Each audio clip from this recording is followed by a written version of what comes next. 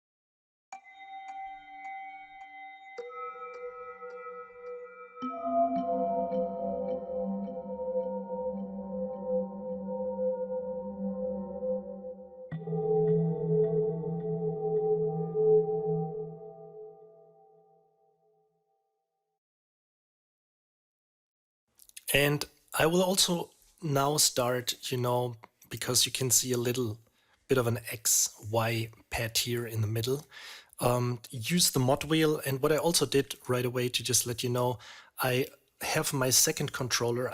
The first controller would be my mod wheel connected to, CC1 as usual. And you can also learn, you can also click here. So I let my first controller of my keyboard, which is CC14. I just clicked learn and I moved it, and you also have it applied now to the x-axis. And so my mod wheel again is connected to the y-axis. And if I play a patch now,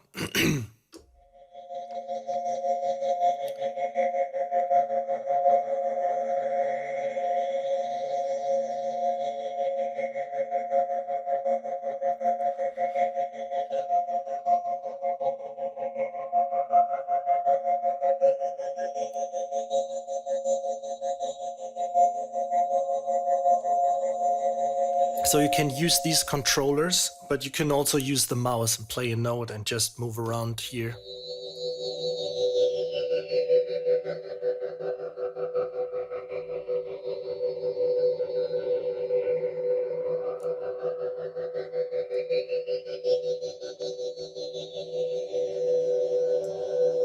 So we will get back to this, how this all works, because you can manually, or you can on your own, create new stuff. So, but just as a little bit of a preview, you can see GAT here. This is probably gate. Let me just find it in the list here. It's the gator. And this is connected to the, I always confuse it. It should be the x-axis. And the Y, you have FLT, which is a filter. And how this all works, I explain this later. Let's just play through a few more of the presets by just making use of these two controllers or the XY pad.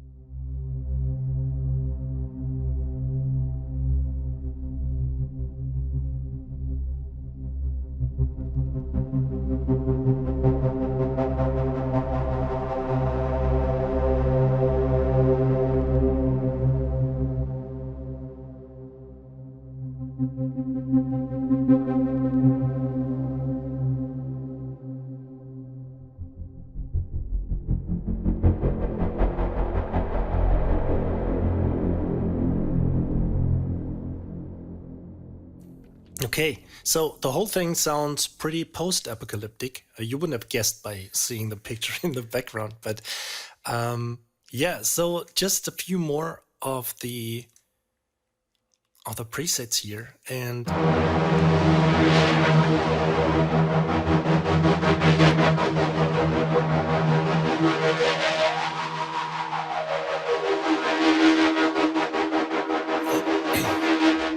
so you can hear already that there is a lot going on, especially when it comes to organic patches. So I really like patches, not like, of course, sometimes it's needed. You have a plain synth sound and you play it and nothing happens further on. But it's pretty cool to have organic stuff which lightens up your composition, or maybe you need a part or a whole composition which just, it's not really just synth focused or sounds as a typical synth patch, but needs a little bit more life, So, and especially by using the XY pad here and the assigned controllers, you can pretty much do everything you want. So let's hop over, let's say, to the second part of the library, and I try to explain it not too confusing.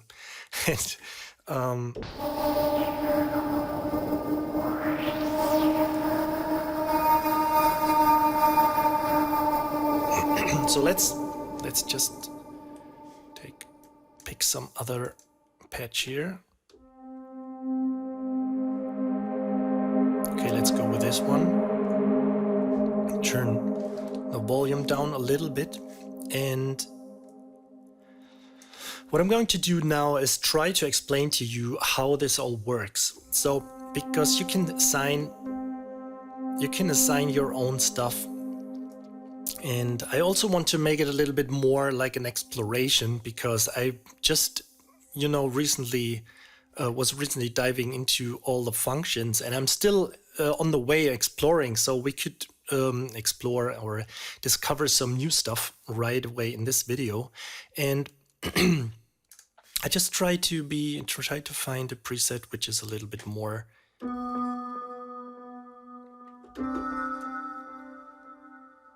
okay. So let's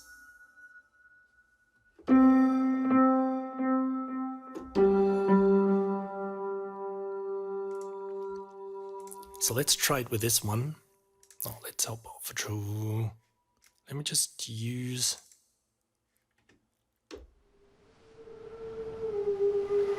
This one. Okay, so as you can see now, when I move my mod wheel, which again is connected to the y-axis, you always can come back to the master setting. You can see it here. This moves, okay? So it moves vertically. So you see here that there is a little sign that says SCN, and this is the cursor speed actually. So as you can see, when I move the mod wheel, you see that the range, and I figured out that it's not really important to what you see here, rather than what is applied to this controller. Because let's hop into the grain part, or these individual things here. And as you can see, there's the left half of the engine, which is the grain part, and you also see the right part of the, let's say, the engine or the GUI, which is the sample part. And you can visit these individual ones by going to the grain menu, and don't be afraid. It looks a little bit sophisticated right in the beginning, but when I explain to you a little bit of the basics, it becomes really obvious what is going on here. So you see the other part, the sam. I think you can just click here. No, just click here, and also you can see the effects section, which is also, so as you can see above here, you always see little letters up here, and you can apply, basically, to keep it easy for now, you can apply all these things to your X and Y axis. So let's hop over to the grain settings, and when I move the mod wheel, you already see a few things happening here. So the first On this upper menu here, sorry, on this upper menu, see like the range is changing, and you can see there is a little bow above this knob. And it, you know, I'm not the manual guy. I'm just liking to dive in and type all kinds of, you know, press all kinds of keys and move the mouse and drag it. And so I found out, I should read the manual, of course, but I'm more the visual guy, learning intuitively by making use of the GUI or watching some videos myself. But on this, I just have to explain this right away to you, because this is probably the most important point of the whole video, that you can change this little, let's say this little bow above the knob, the outer range here, with the Alt key. Okay, so when you press the Alt key, you can see that the range changes. And when I move the knob in the middle now by holding the left mouse button, you see that I changed the position, not only the position of the cursor, but also the position of the range above. Okay, so when I hit my Alt key again and hold it, and then I hold the left mouse button and I drag it around, you see that the range expands again. And if I, you know, move it the other way around, I can invert the range. So why do this? Or what is going on here? When you move the mod wheel, you basically move from one extreme to the other of the range. Let's call it the range above this little bow here. And when I turn it around again by holding the Alt key and move it, drag and drop it with my left key and turn it up even more and hold the Alt key again and press my left key, I can really make the range wider. Okay. Now if I move the mod wheel, you can see that again it goes from one extreme to the other. So what is going on here? When I press a key now on my keyboard, you see that I just increase, or, you know, I just give the cursor, who is jumping around up there, I just limit it to make use of this sample from the whole thing here. When I expand it,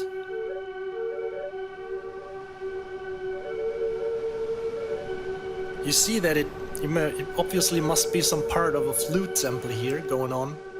It says pumpkin flute. I'm so clever.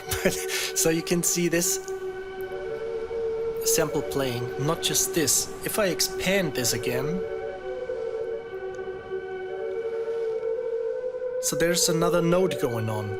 If I expand it again, the cursor jumps around from the full range. Okay, so what I did right now was limit the range with my mod wheel, and I can, again, by holding the Alt key, make the range just like this and apply it to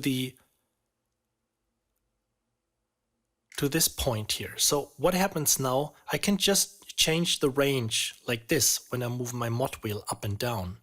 And I can also control it here, and just, this is not applied to the y-axis, which is the mod wheel again, so you can always check it here. The y-axis is my mod wheel, and the x-axis is controlled by CC14. So I go back to my grain setting, and when I move my knob applied to CC14, you can see, if I would define a range like this, you can see that I change the range with the button above, with this knob.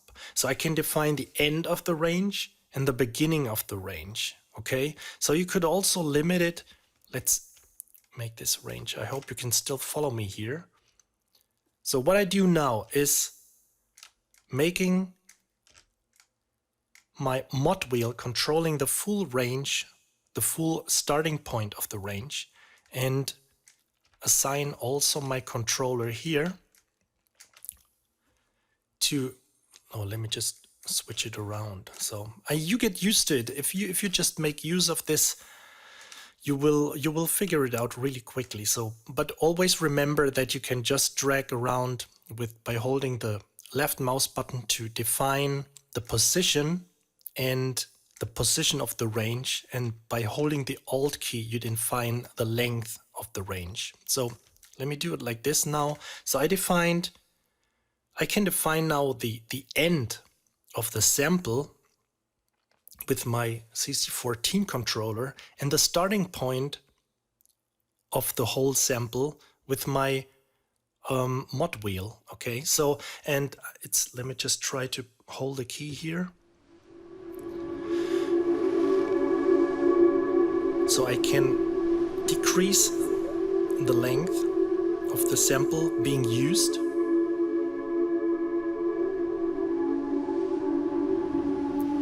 And so you also hear the sound is changing.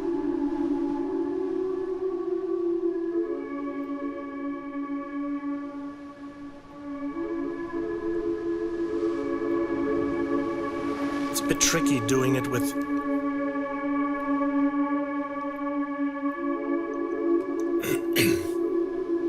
okay, but you get the idea, hopefully.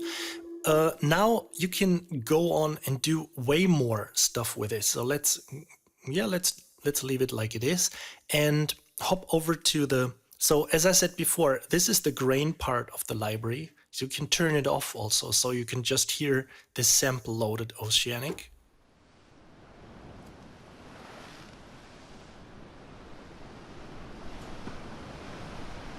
And you can also load the other sample, which is the pumpkin flute.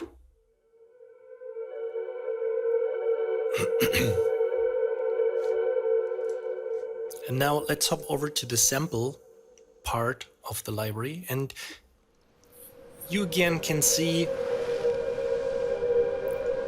these little letters above here. So now I can say, again, my CC14 controller, which is controlling the X axis.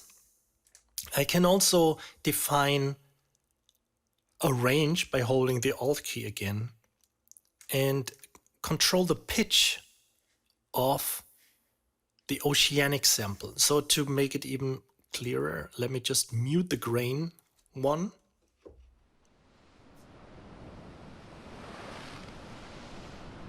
Let's make it more extreme. So now you can see that I can control the range from something like 11 half steps, I think it's half steps, and to -9. So let's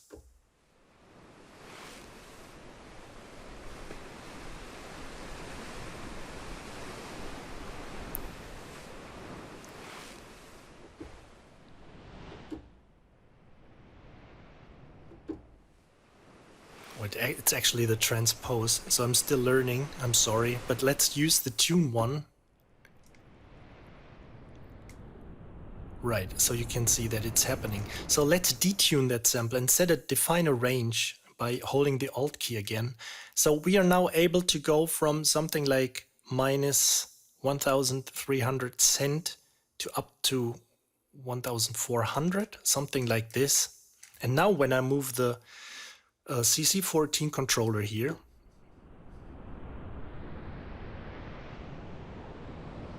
I can change the pitch of the sample.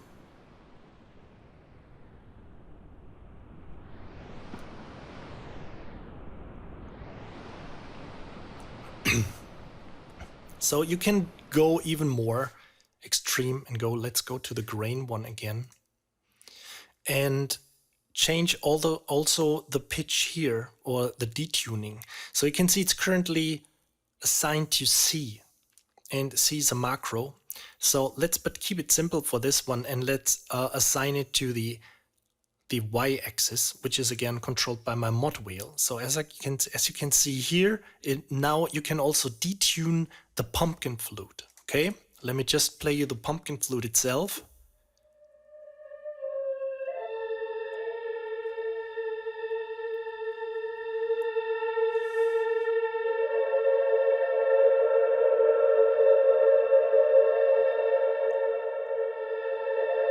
Let's make it more extreme.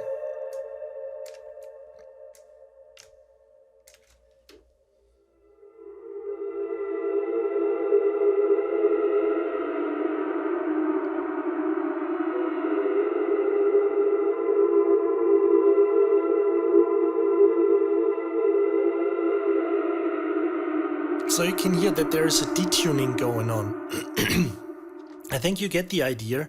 Let's pick another sample and get a little bit more extreme, or let's, whatever, we just load here, this one. Let's see what's assigned here. So you have ENT, which is the intensity, and you have also LP, which is probably low pass cutoff.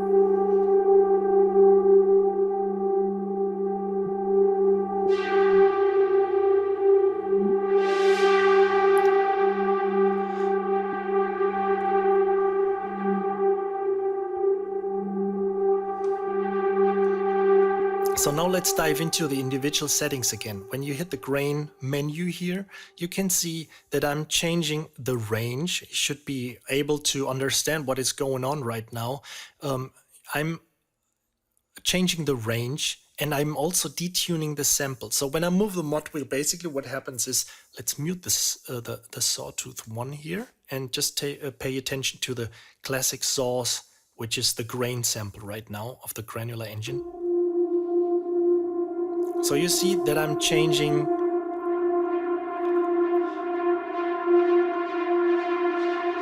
the position and the range of this sample, and I'm also detuning it.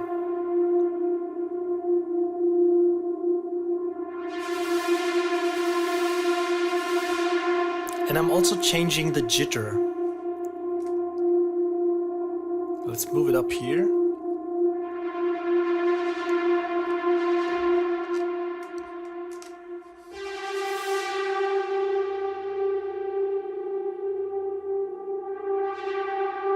Now if we hop over, or let's move the X controller, and you can see that I'm changing the length just a little, for a tiny little bit here. And I'm also controlling the intervals. So you can see,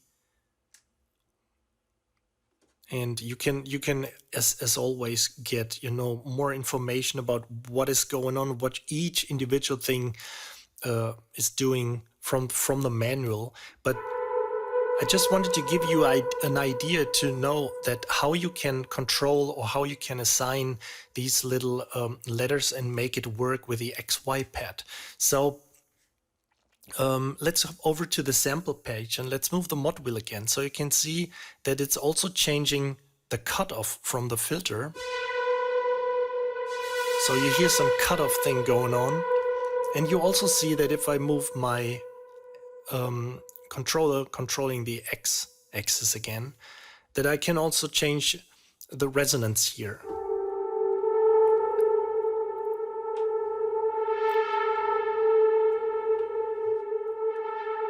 So there's many things going on. You just don't change one thing, you know, just the drive or just the length of something. You change a whole different things with just two controllers. And of course you can go even into I didn't even know, to be honest, I didn't even figure out how all this macro stuff goes on. So maybe there's a second video following, but let's assign something on our own. Let's assign, it's already assigned here, from the effects section.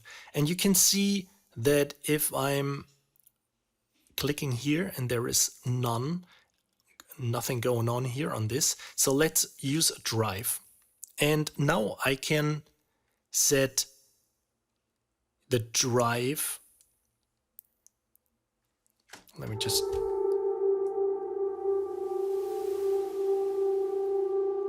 Oh, sorry, it sets to lo-fi. Let's set it to tubescreamer. And now you can see that there is a drive button knob going on here, and it's assigned already to my X set. X assigned to X. Sorry. So now again, my X is controlled by my CC14 controller, and now I can hold the Alt key again and define the range of the drive. So now when I move it, you can see, let's invert it because it's moving the opposite way. So now you can see that my drive is somewhere at 6%. And when I move it up, it's here. So you can also check it back by going up with your left mouse key, holding the left mouse key, we go up to 73% something. So when I play my sample right now,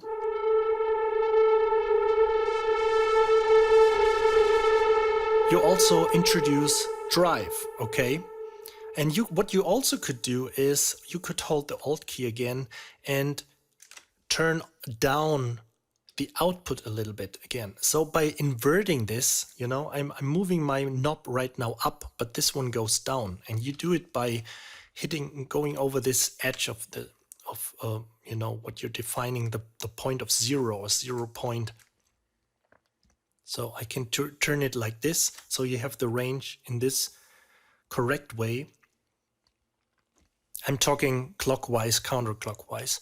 So if I hold Alt again, I'm going over that point, 0 point, let's call it, and turn it down a little bit. So when I go like this and I move my X controller again, you also hear drive, introducing drive,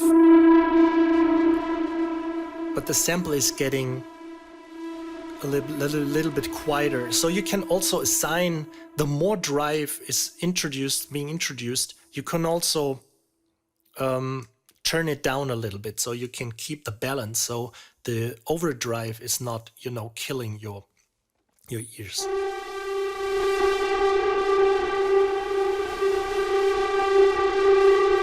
Let's turn it down in general a little bit. So now you can hear more drive.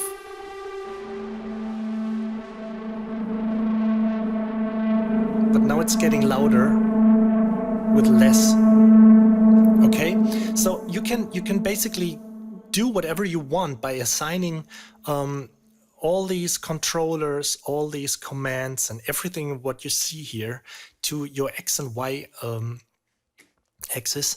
And now if you go a little bit more through a few of the presets, you can see, let's choose this one.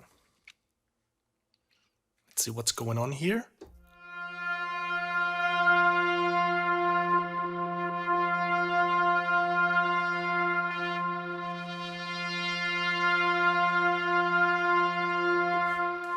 So let's check the grain part, and you can see when I move my my mod wheel, which is again, just so you remember, to the Y-axis, you can see that there is a little bit of detuning going on.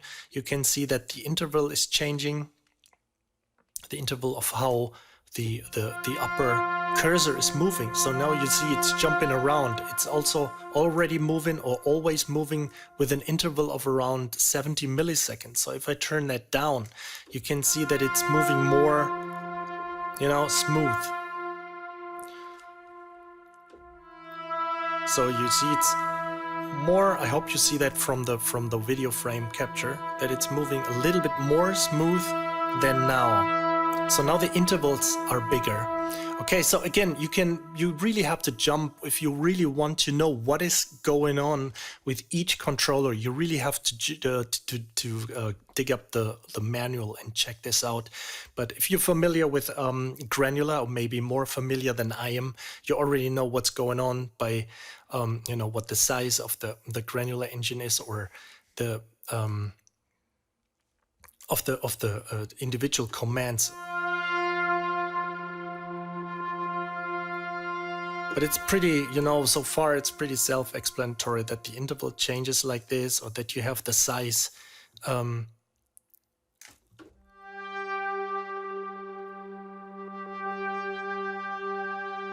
But again, you may know better about this than me. I'm just here to explain you a little bit how to use, or how to dig a little bit deeper into the library. And let's hop over to the sample page, and you can see that there is almost nothing going on here right now with my controllers. So nothing has been assigned to this. And now here,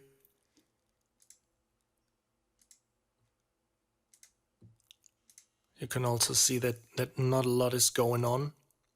And of course, you can assign this as you wish. Again, we could make this assigned to epsilon, and now you can see that, sorry, to X, and now you can see that my X controller is also controlling the cutoff.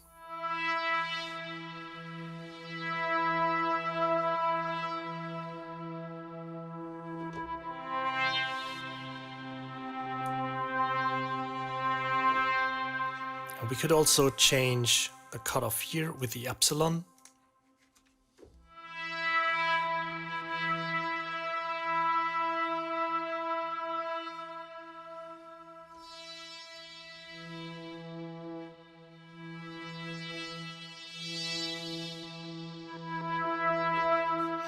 And again, here on the master page, you could also set up different effects in case you just here you have a limiter going on. And you can also see again, everything can be assigned to all these things. And you could also, you know, when you read through this, that you can use different things. You can even automate or dig even deeper into the whole automation engine. But anyway, I hope you got a good impression on the library itself. If you want to learn more about it, you can check the link below. And yes, if you got any questions, I try to answer them. If I find something new about it, I will report it. And again, as always, thank you for watching and hope you enjoyed the video. And don't forget to subscribe. Bye.